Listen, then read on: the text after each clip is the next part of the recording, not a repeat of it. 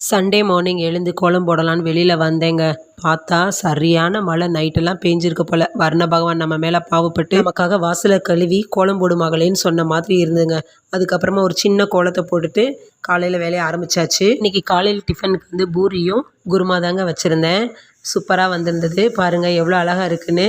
நல்லா புசு புசுன்னு வந்திருந்ததுங்க. ரொம்பவே நல்லா இருந்தது. அதுக்கப்புறமா மார்க்கெட்டுக்கு போய் கொஞ்சம் காய் எல்லாம் வாங்கிட்டு ஃபிஷ்ஷும் வாங்கிட்டு வந்திருந்தாங்க. எல்லாத்தையும் க்ளீன் பண்ணிவிட்டு கொஞ்சமாக பொரிச்சாச்சுங்க. கொஞ்சத்தை எடுத்து குழம்பு வச்சுட்டேன். ரொம்ப நாள் ஆச்சு இந்த மாதிரி குழம்பும் வச்சுட்டு கொஞ்சமாக பொரிக்கிறதும். அதோட சூடாக ரசமும் சாதமும் வச்சாச்சு. குழம்புல ஊற்றி பிசைஞ்சு சாப்பிட்றப்போ எவன்டா கண்டுபிடிச்சா இந்த கறி, சிக்கன், மீன், வாழ்க வாழ்கன்னு சொல்லிட்டு அப்படியே எடுத்து நாக்கில் வச்சாங்க. அறுசுவையும் நாக்கில் நடனம் ஆடுதுங்க.